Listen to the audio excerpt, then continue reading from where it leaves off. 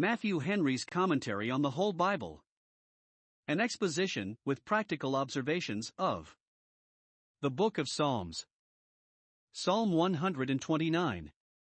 This psalm relates to the public concerns of God's Israel. It is not certain when it was penned, probably when they were in captivity in Babylon, or about the time of their return.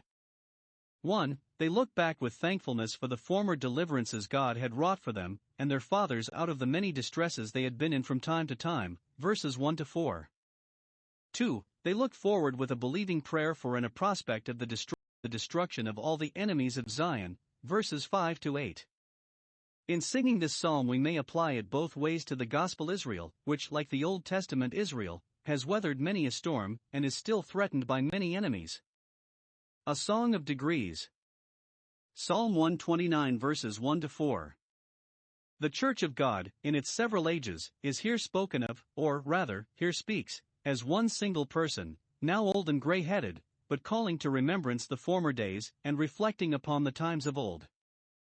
And upon the review, it is found 1. That the Church has been often greatly distressed by its enemies on earth. Israel may now say, I am the people that has been oppressed more than any people, that has been as a speckled bird, pecked at by all the birds round about. Jeremiah 12:9. It is true, they brought their troubles upon themselves by their sins. It was for them that God punished them, but it was for the peculiarity of their covenant, and the singularities of their religion, that their neighbors hated and persecuted them. For these many a time have they afflicted me from my youth. Note, God's people have always had many enemies, and the state of the Church, from its infancy, has frequently been an afflicted state. Israel's youth was in Egypt, or in the times of the judges, then they were afflicted, and thenceforward more or less. The Gospel Church, ever since it had a being, has been at times afflicted, and it bore this yoke most of all in its youth. Witness the 10 persecutions which the primitive Church groaned under. The plowers plowed upon my back, verse 3. We read, Psalm 125 verse 3, of the rod of the wicked upon the lot of the righteous, where we rather expected the plow, to mark it out for themselves. Here we read of the plow of the wicked upon the back of the righteous, where we rather expected to find the rod. But the metaphors in these places may be said to be crossed. The sense, however, of both is the same, and is too plain, that the enemies of God's people have all along used them very barbarously. They tore them, as the husbandman tears the ground with his plowshare, to pull them to pieces, and get all they could out of them, and so to wear out the saints of the Most High, as the ground is worn out that has been long tilled, as we say, quite out of heart. When God permitted them to plow thus, he intended it for his people's good, that, their fallow ground being thus broken up, he might sow the seeds of his grace upon them, and reap a harvest of good fruit from them. Howbeit, the enemies meant not so, neither did their hearts think so. Isaiah 10 verse 7, they made long their furrows, never knew when to have done, aiming at nothing less than the destruction of the Church. Many by the furrows they made on the backs of God's people understand the stripes they gave them. The cutters cut upon my back, so they read it.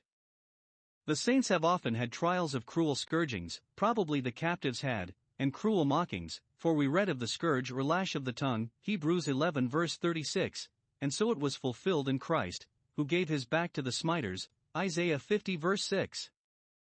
Or it may refer to the desolations they made of the cities of Israel. Zion shall, for your sake, be plowed as a field, Micah 3 verse 12. 2. That the Church has been always graciously delivered by her friend in heaven. 1. The enemy's projects have been defeated. They have afflicted the Church in hopes to ruin it, but they have not gained their point. Many a storm it has weathered, many a shock, and many a brunt it has borne, and yet it is in being. They have not prevailed against me. One would wonder how this ship has lived at sea, when it has been tossed with tempests, and all the waves and billows have gone over it. Christ has built his Church upon a rock, and the gates of hell have not prevailed against it, nor ever shall. 2. The enemy's power has been broken. God has cut asunder the cords of the wicked, has cut their gears, their traces, and so spoiled their plowing, has cut their scourges, and so spoiled their lashing, has cut the bands of union by which they were combined together, has cut the bands of captivity in which they held God's people. God has many ways of disabling wicked men to do the mischief they design against his Church and shaming their counsels. These words, "the Lord is righteous," may refer either to the distresses or to the deliverances of the church. 1. The Lord is righteous in suffering Israel to be afflicted. This the people of God were always ready to own, that, how unjust soever their enemies were, God was just in all that was brought upon them. Nehemiah 9 verse 33. 2. The Lord is righteous in not suffering Israel to be ruined, for he has promised to preserve it a people to himself, and he will be as good as his word.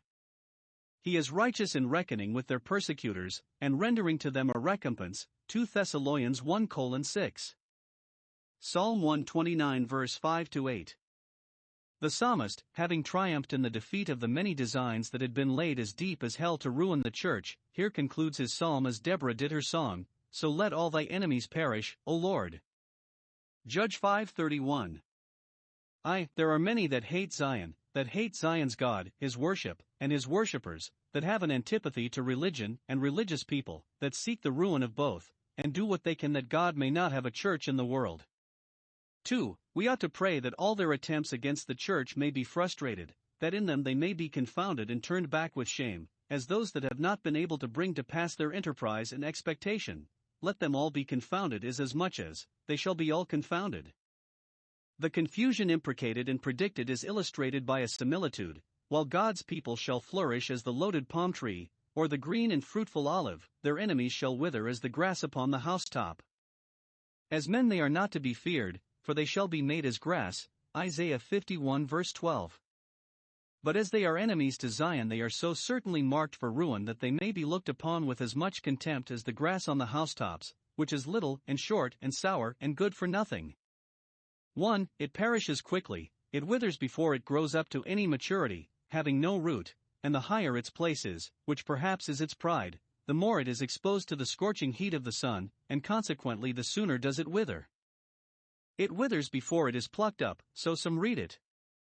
The enemies of God's church wither of themselves, and stay not till they are rooted out by the judgments of God.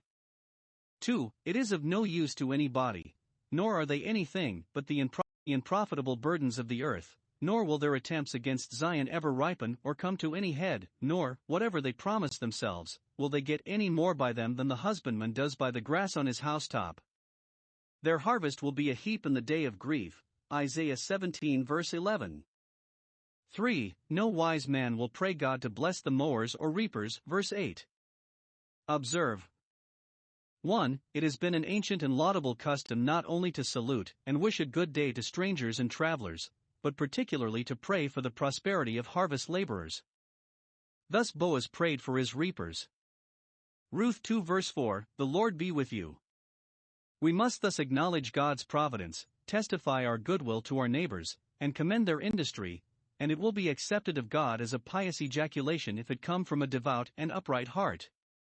2. Religious expressions, being sacred things, must never be made use of in light and ludicrous actions. Mowing the grass on the housetop would be a jest, and therefore those that have a reverence for the name of God will not prostitute to it the usual forms of salutation, which savored of devotion, for holy things must not be jested with. 3. It is a dangerous thing to let the church's enemies have our good wishes in their designs against the church. If we wish them Godspeed, we are partakers of their evil deeds. 2 John 11. When it is said, "None will bless them, and show them respect," more is implied, namely, that all wise and good people will cry out shame on them, and beg of God to defeat them, and woe to those that have the prayers of the saints against them. I cursed his habitation. Job 5 verse 3.